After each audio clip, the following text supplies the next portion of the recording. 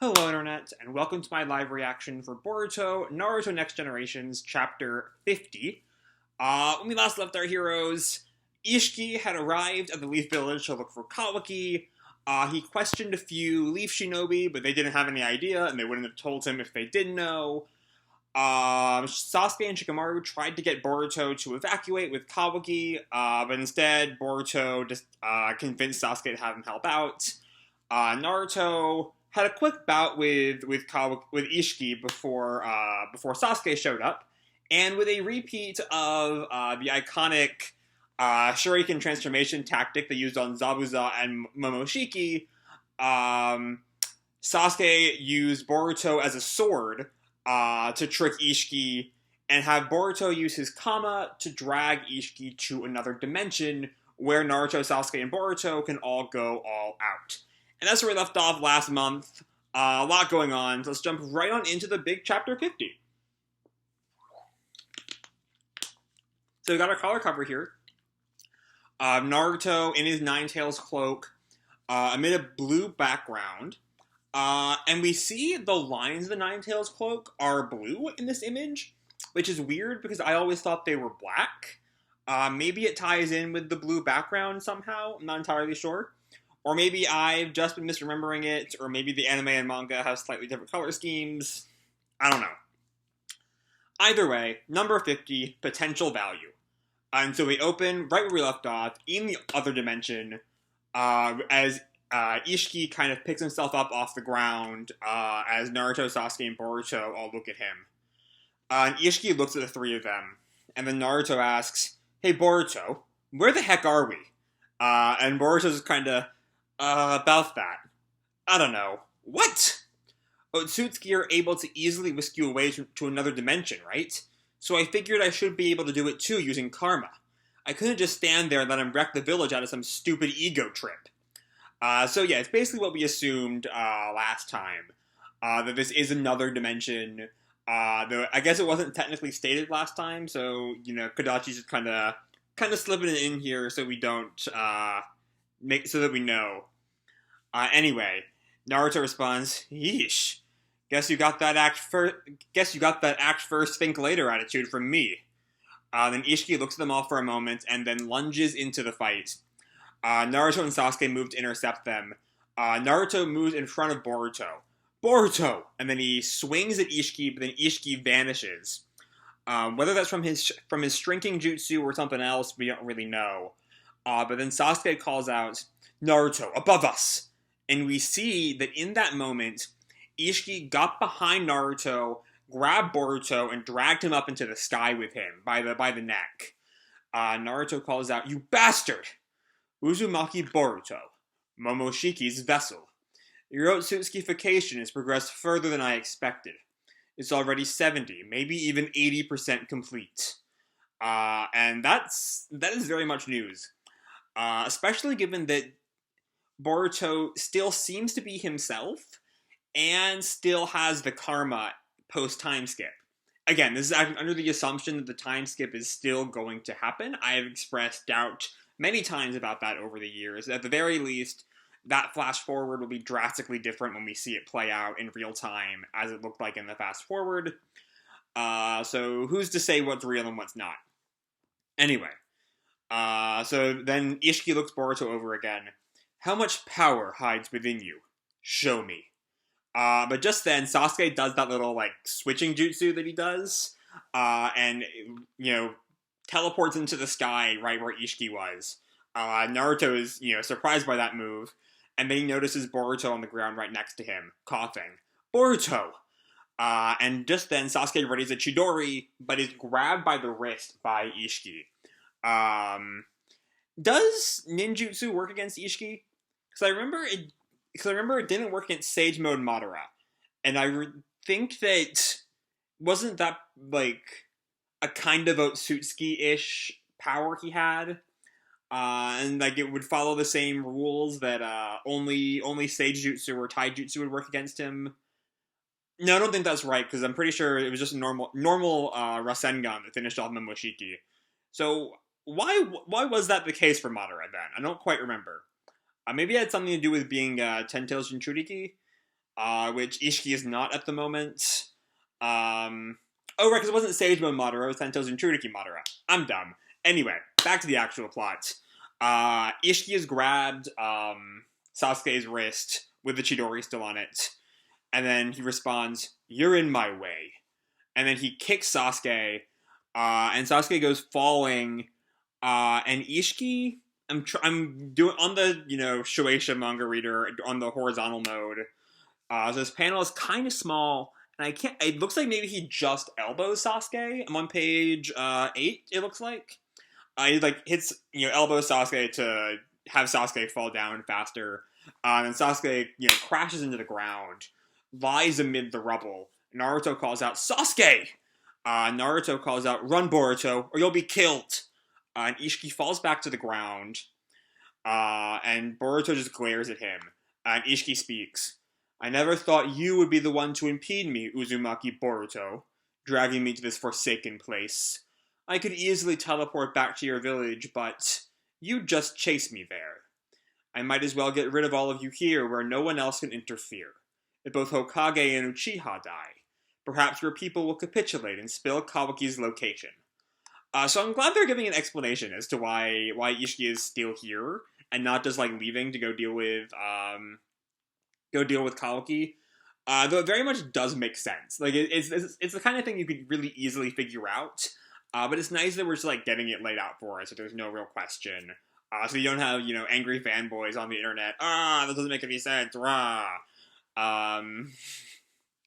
Anyway, so just then, Naruto goes into his Nine-Tails cloak.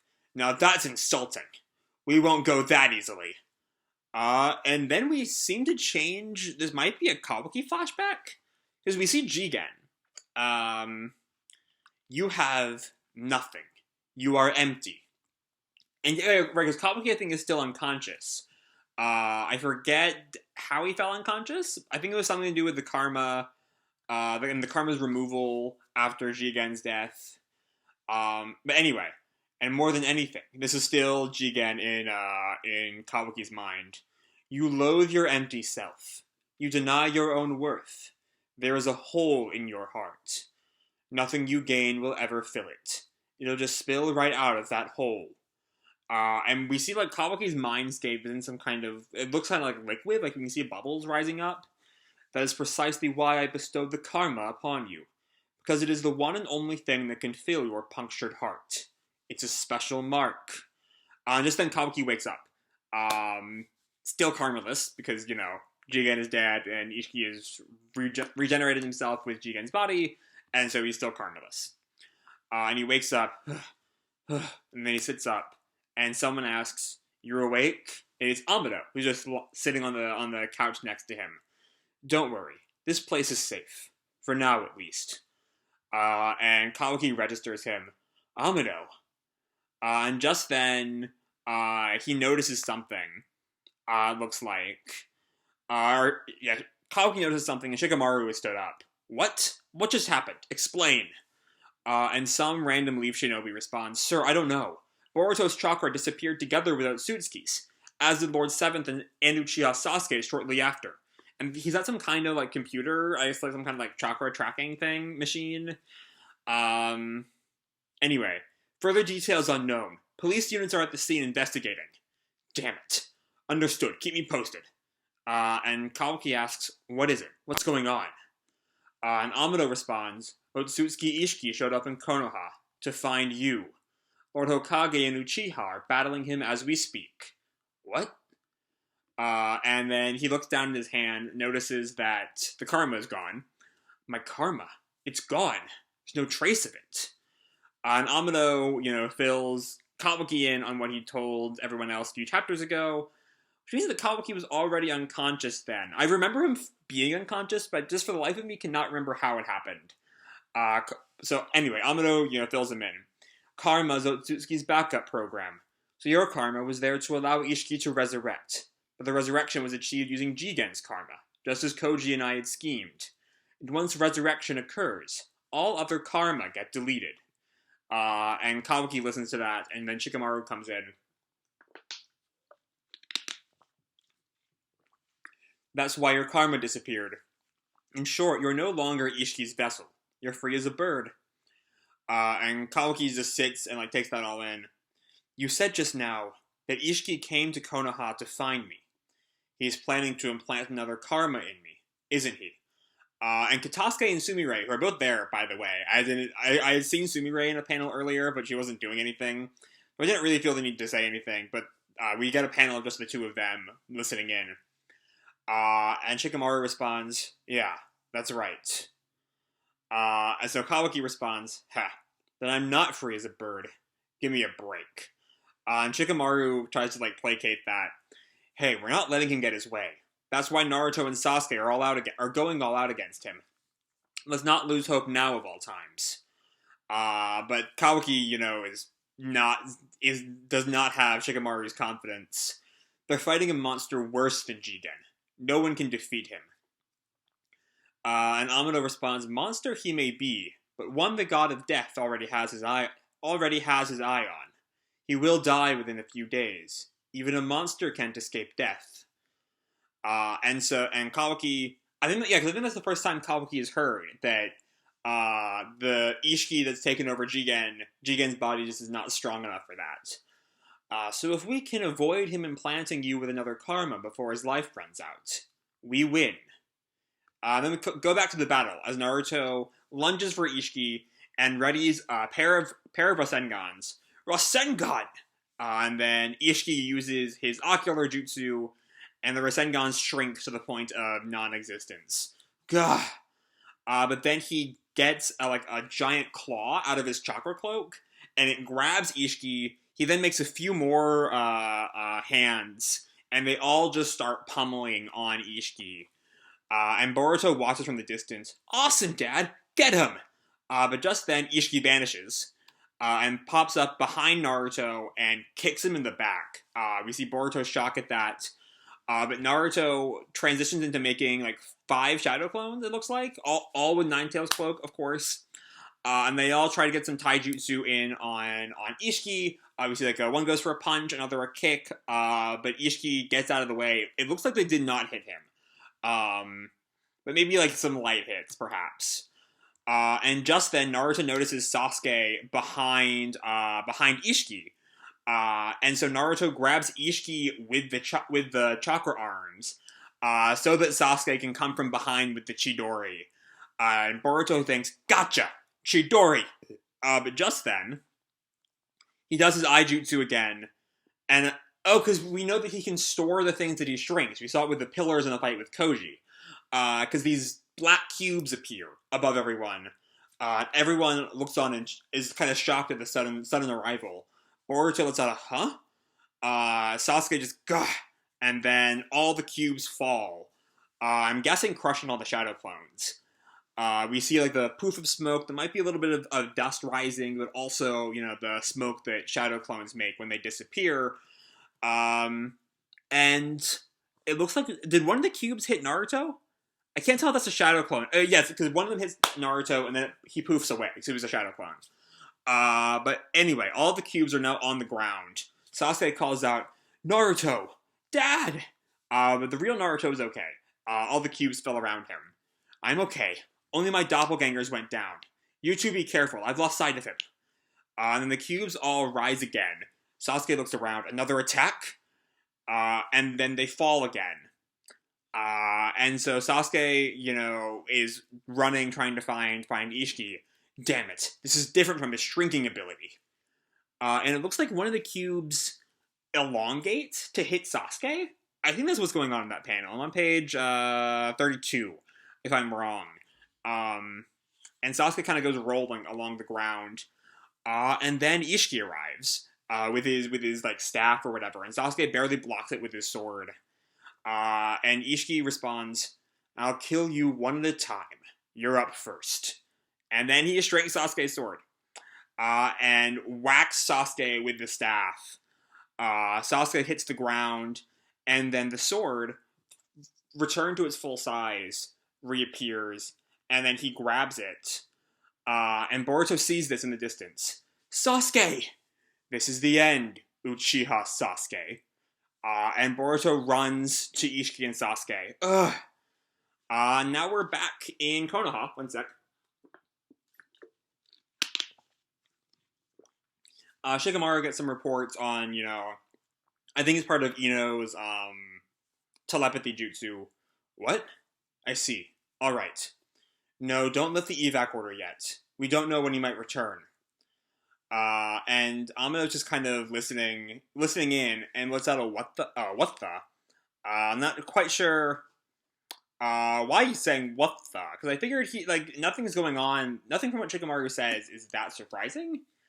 But anyway, Shikamaru responds, I got a report from the sensor unit just now, but Ishiki's chakra apparently vanished suddenly. Which is kind of what they already said, right? Back on page, 10 or whatever. Because if you go back, there's, let me find it again. The initial report that Shikamaru gets. Boruto's chakra disappeared together with Otsutsuki's. So I don't know why he's so shocked about that now. But whatever. According to the Jonin who witnessed it, Boruto swallowed him up with something that looked like space-time ninjutsu. Then Naruto and Sasuke gave chase and also disappeared. So I guess this is just a more specific report from what Shikamaru got earlier. And Kaoki lets out, wait a sec, you mean Boruto is fighting Isshiki too? And then Amado chimes in, sounds like a karma sealing jutsu. Jigen has used the same jutsu. Katasuke chimes in, but Boruto is no match for Isshiki. The difference in their abilities is too great. Young master will be killed. And Sumire just lets out, Boruto, and then Amado kind of tempers them. If you look just at his base strength, sure. But I think he's become aware of what his potential value against Isshiki is. And Kaoki listens to that, and Shikamaru asks, huh? What do you mean? And then we come back to the alternate dimension. I'm curious if what Amano is talking about with potential value is referring to letting Momoshiki out. That's his full strength, is Momoshiki. But we'll see, because we come back to the alternate dimension. Isshiki is still standing over Sasuke with the sword. He starts to bring the sword down, and then he notices Boruto jumping in between the sword and Sasuke. And Sasuke asks, Boruto? And Isshiki still brings the sword down. Sasuke asks, what? And then Boruto throws something, I think, and there's this cloud of smoke. And yeah, Isshiki Boruto has brought Sasuke to a cliff face. You okay, Uncle Sasuke? And Isshiki turns to where the two of them have reappeared. What are you up to, Uzumaki Boruto? You want to die that badly? And Boruto takes a minute before responding. What about you? Why'd you freeze up? You could have killed both of us at once. And Isshiki responds, you. Thought so. So I was right. You can't kill me, can you? So I guess if Momoshiki... Because if Kaguya and Isshiki were equals, in whatever hierarchy the Otsutsukis have, and Momoshiki and Kinshiki were, sent to clean up their mess, Momoshiki might be seen as, a superior to Isshiki, perhaps? And so killing Momoshiki's one chance at resurrection would probably be some kind of faux pas, if Isshiki is still even really a part of the Otsutsuki hierarchy. Because Kaguya openly betrayed them by bringing chakra, or by allowing the birth of Ninshu and Ninjutsu and everything that happened in world history. She was using the white Zetsus, right? Because she was using. Sorry, I'm. It's been a while since I've read the end of Naruto. She was using the white Zetsu army to for a rebellion, right? That was kind of the thing. That was her true plan, as I recall. It's been a while, and it's kind of vague. But Isshiki has not, as far as we know, is not openly in rebellion. He was, biding his time, waiting for a way to be reborn. And so he's still part of this hierarchy, I guess. maybe? Again, we don't really know. I was kind of speculating here. Anyway, there's still a little bit left in the chapter as we finish. And Sasuke is shocked by that. What? And Isshiki just glares at him, and we go back to Amado. He's got guts, that one. Boruto may very well be the one holding the key to winning this battle. And next chapter hits October 20th. Okay, so this was a very fun chapter. Boruto's fight scenes are always a blast. And this one is no different. We had some good taijutsu in, not a whole lot of taijutsu, which is normally where Boruto's fight scenes really shine. But, you know, we get the image of some really good strategy moments here, especially being what almost worked before the cubes showed up, of grabbing Isshiki, holding his hands down so that Sasuke can run him through from behind, which, again, was very close to working before the cubes showed up. And the cubes are kind of, like, I'm not entirely sure how they work. I thought it was the same kind of dimension thing he mentioned in his fight with Koji, which, as I recall, was still tied to the shrinking ability. But Sasuke says that it's different from the shrinking ability, so I'm not quite sure how those two things match up. If someone has any ideas, feel free to, you know, put it down below.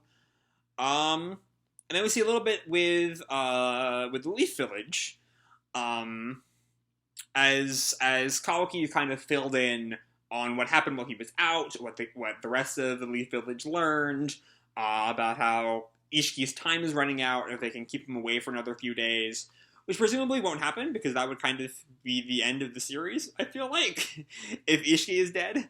We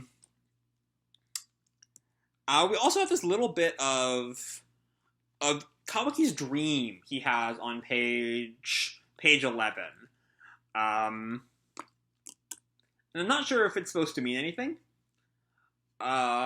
It's clearly it's about the karma, and he's just lost the karma, so there might be a connection there. But I'm talking more about what Kawaki wants right now. If it implies that part of him wants the karma, because all this talk about how it will fill your heart or whatever, it's a special mark. I don't like that is not quite enough to make me believe that Kawaki would want the karma. It's nowhere near enough, actually. But it doesn't seem to be doing much else besides implying a special connection between Kawaki and the karma. Also, if this fight is the lead into a time skip, it would kind of, if Kawaki wants the karma for some reason, even though it will eventually kill him, it could tie into Sasuke in part 1, wanting to go to Orochimaru to train, even though Orochimaru was planning to kill him eventually. So it could be a kind of cheap way to draw a connection between those two points, because they just have not done the work for Kawaki to make it seem that he would want the karma, especially knowing the karma will, you know, eventually override his entire personality. And it's not like Orochimaru where you can just, like, kill the karma, because, you know, it's a part of him. He's not, like, leaving with Isshiki for a while before Isshiki implants the karma. But then, yeah, we see Boruto has worked out that for whatever reason, whether it's what I hypothesized a few minutes ago, or some other reason I have not thought of, Isshiki cannot kill Boruto, probably because that would be killing Momoshiki and his one chance for survival, which, as Amado puts it, may very well be the one, that could be the key to winning the battle. And yeah, that's kind of all I got. It's a fun fight chapter. There's not too much in, like, the plot, the meat of the series of figuring out, you know, what's going on, what's going to happen next. It's not a very plot-heavy chapter. It's a very, very fight-heavy chapter. But it does the job on that. There's a lot of good fight sequences here. The kind of thing that'll be a blast to see animated in, a few years from now, whenever the anime gets around to, you know, adapting this shit. But yeah, that's kind of all I have to say for this chapter. Hope y'all enjoyed the chapter and the video itself. If you did, feel free to drop me a like or subscribe, or, you know, do whatever makes you happy, you know? And remember, your life is your own, okay? Bye!